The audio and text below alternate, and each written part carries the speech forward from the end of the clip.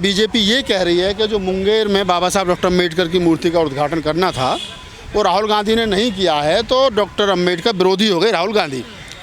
सबसे पहले भारतीय जनता पार्टी और उनका जो मदर संगठन है आरएसएस, वो ये बताएं कि 12 दिसंबर 1949 को डॉक्टर अम्बेडकर का जो पुतला रामलीला मैदान में फूंका था वो किसने फूंका था? वो कांग्रेस ने फूंका था। जवाहरलाल नेहरू, हाँ, उसमें जवाहरलाल नेहरू का भी पुतला फूंका था साथ में।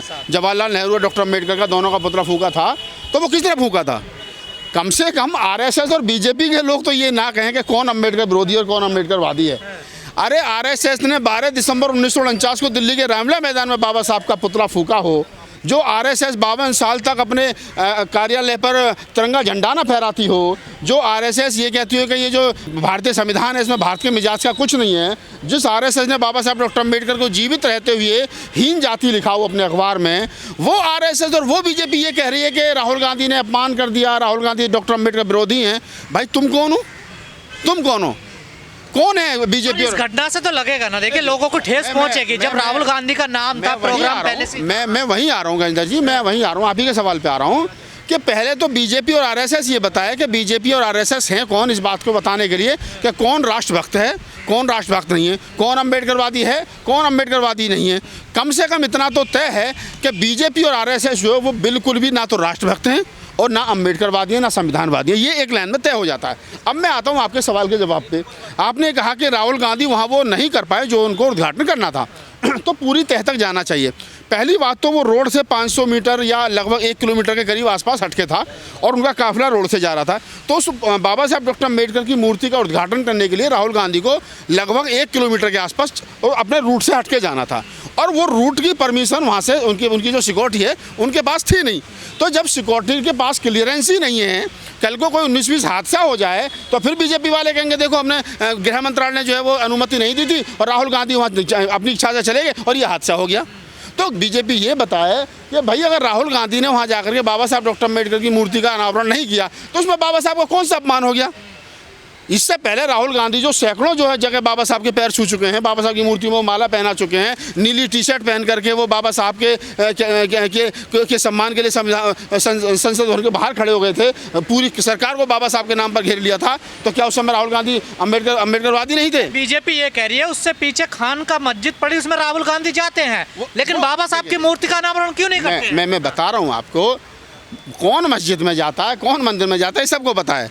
हम गूगल करिए तो क्या नाम है, प्रधानमंत्री जी बिना बताए पाकिस्तान भी चले जाते हैं बिरयानी खाने। प्रधानमंत्री जी बिना बताए पाकिस्तान चले जाते हैं बिरयानी खाने, बिना पासपोर्ट के, बिना फॉरेन मिनिस्ट्री को बताए।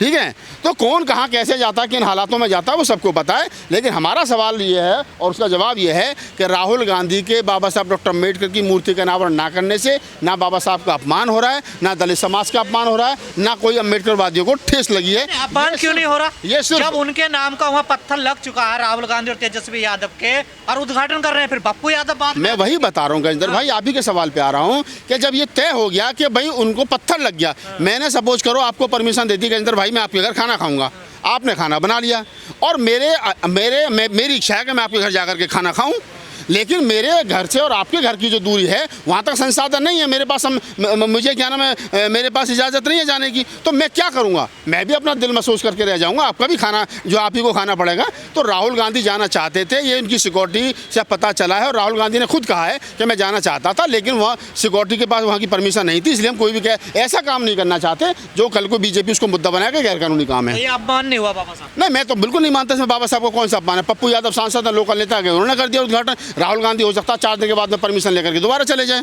पर मीडिया ने तो मिलन बना दिया उनको। मीडिया क्या है, देखिए मीडिया क्योंकि उस समय आरएसएस और बीजेपी की गोद में खेल रहा है, मेन स्ट्रीम मीडिया, तो मीडिया जो चाह रहा है कि कहीं ना कहीं उसको कुछ चटपटी खबर मिल जाए।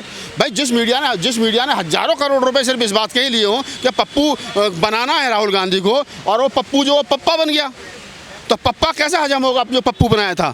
तो मीडिया का काम है, मतलब आजकल मीडिया का बिकनी डांस चल रहा है। कुछ अम्बेडकरवादी आप जैसे लोगों को जो कांग्रेस को समर्थन करते हैं टारगेट कर रहे हैं, देखिए दलित नेताओं को। कौन से दलित नेता हमें टारगेट कर रहे हैं? पहले वो बताएं। बाबा साहब डॉक्टर अम्बेडकर का बनाया हुआ संविधान जिससे देश के दलितों को मान सम्मान स्वाभिमान मिला, वो संविधान खतरे में है और ये तमाम अम्बेडकरवादी नेता घरों में एसी में लेट रहे हैं भैया भतीजों के साथ में, चाचा ताऊ फूफाओं के साथ में। पहले ये बताएं, ये अम्बेडकरवादी हैं? अरे हम लोग लड़ रहे हैं भाई, हम लोग गालियाँ खा रहे हैं, तुम हमको हरिजन कह रहे हो, दलित कह रहे हो, जो पता नहीं कौन कौन से जन कह रहे हो, हम फिर भी सिर्फ इसलिए, अगर हमें राहुल नागपाल को व्यक्तिगत रूप से कुछ चाहिए तो मिल जाएगा, इसमें कौन सी बहुत बड़ी बात है। रतन लाल को चाहिए मिल जाएगा, लेकिन ये राहुल नागपाल की और रतन लाल की व्यक्तिगत लड़ाई नहीं है, ये समाज की लड़ाई है। संविधान रहेगा तो हम सब लोग रहेंगे, हमारे बच्चों के हक हकूक रहेंगे, संविधान ही नहीं रहेगा तो कुछ भी नहीं रहेगा। और मीडिया ने और बीजेपी ने तो एजेंडा सेट कर दिया कि ये दलित विरोधी है, अम्बेडकर विरोधी है। देखिए जिस दिन राहुल गांधी किसी क्या नाम है ताकतवर पद पर होंगे, वो प्रधानमंत्री होंगे, गृह मंत्री होंगे, किसी देश के ऐसे संवैधानिक पद पर होंगे जहाँ से दलितों के लिए कुछ मिल सके, तब मैं कहूँगा कि राहुल गांधी ये कर सकते थे दलितों के लिए, उन्होंने नहीं किया। राहुल गांधी जब प्रधानमंत्री बनेंगे तो हम राहुल गांधी से कहेंगे ना कि दलितों का बैकलॉग पूरा करो, निजी क्षेत्र में आरक्षण लागू करो, जातिगत जनगणना होनी चाहिए और जनगणना के हिसाब से हमारे हक हकूक तय होने चाहिए, संविधान को पूर्ण रूप से लागू करो, मंडल कमीशन लागू करो, हम कहेंगे। और उस पार्टी में तो हिस्सेदारी दे सकते हैं ना, तो दे तो रखी हिस्सेदारी, और कितनी चाहिए। अरे सुनो सुनो सुनो सुनिए, मल्लिकार्जुन खड़गे कौन है, राष्ट्रीय अध्यक्ष कौन है, दलित। मुकुल वासनिक कौन है, दलित। कुमारी सैलजा कौन है, दलित। और अपना सुशील कुमार शिंदे साहब कौन है, दलित। चन्नी साहब कौन है, दलित। और कितना हिस्सेदारी चाहिए भाई, इतनी आबादी है दलितों। अरे तो टोटल पदाधिकारियों में कितनी आप हिस्सेदारी चाहिए। जितने मैंने दलितों के नाम आपको बता दिया, आप अपने ब्राह्मणों के नाम बता दो मुझे कांग्रेस में। भाई मैं कह रहा हूँ कि राष्ट्रीय अध्यक्ष, राष्ट्रीय महासचिव, राष्ट्रीय प्रवक्ता और बहुत सारे जो दलितों के पास में हैं, चन्नी भाई, चन्नी को मुख्यमंत्री किसने बनाया, कांग्रेस ने। सुशील कुमार शिंदे को मुख्यमंत्री किसने बनाया, कांग्रेस ने। गृह मंत्री सुशील कुमार शिंदे को किसने बनाया, कांग्रेस ने। बूटा सिंह को गृह मंत्री किसने बनाया, कांग्रेस ने। बाबूजी को उप प्रधानमंत्री किसने बनाया, कांग्रेस ने। क्या चाहिए भाई। आपके साथ ही क्यों कहते हैं ये कांग्रेस जो दलित विरोधी, अम्बेडकर विरोधी है। अब जिनकी रोजी रोटी इस बात पे चल रही हो, जिनको बेचारों को शाम को 500 रुपये सिर्फ इसलिए मिलते होंगे सोशल मीडिया पर राहुल नागपाल को गाली बकनी है, तो अच्छी बात है, मैं तो उनका भी सम्मान करूँगा। मेरी वजह से कम से कम उनको 500 तो मिल रहे हैं, तो ये कोई बहुत बड़ी 500 रुपये कोई सच्चाई नहीं है इसमें। अब आपको लगता है, मुझे तो कुछ लोगों ने बताया कि कुछ लोगों को कुछ लोग फंडिंग कर रहे हैं कि आपको इनको हरिजन और दरिजन कहना है, शाम को बैठ करके मुर्गा उर्गा खाएंगे, लिखा करो सोशल मीडिया पर। तो आप क्या लगता है, आपको अब सबको कांग्रेस की तरफ ही जाना चाहिए, दलितों को? नहीं, सब ये हाँ देखिए, किसको किस पार्टी में जाना है, किसको किस पार्टी में राजनीति करनी है, किसको किस पार्टी को वोट देना है, किसको किस पार्टी की सदस्यता लेनी है, ये आदमी का संवैधानिक अधिकार है। मेरे कहने से कोई क्यों जाएगा। मैं तो सिर्फ एक बात कह रहा हूँ कि वर्तमान में लड़ाई दो हिस्सों में है, एक तरफ संविधान के विरोधी लोग और एक तरफ संविधान के मानने वाले लोग हैं। तो अब आपको तय करना है, जब लड़ाई ही दो हिस्सों में है, तीसरा हिस्सा है ही नहीं, तीसरा कोना है ही नहीं है, तो अब आपने तय करना है कि आपने खामोश रह करके बीजेपी और आरएसएस को मजबूत करना है, या बोल करके राहुल गांधी और इंडिया गठबंधन को मजबूत करना, ताकि भारतीय संविधान बचे। आपके महापुरुष कहते हैं वही हो गया ना, कांग्रेस जाए बीजेपी आए, बीजेपी जाए कांग्रेस आए, तीसरे का कोई इसमें है ही नहीं कुछ भी। देखिए वही बात आप कह रहे हैं। देखिए जो लोग बीच में आए थे, उन्होंने क्या कर लिया। जो कांग्रेस और बीजेपी के अलावा जिनकी सरकारें बनी हैं, वो क्यों नहीं लंबे समय तक टिक पाए। जनता दल की सरकार क्यों नहीं लंबे तक चली, समय जनता पार्टी सरकार क्यों नहीं देश में चली। उत्तर प्रदेश के अंदर सपा बसपा और क्या नाम है, बिहार में आरजेडी और जेडीयू की सरकार क्यों नहीं लंबे समय तक चल पाई। चल रही है ना क्षेत्रीय तरफ, और भी क्षेत्रीय पार्टी हैं।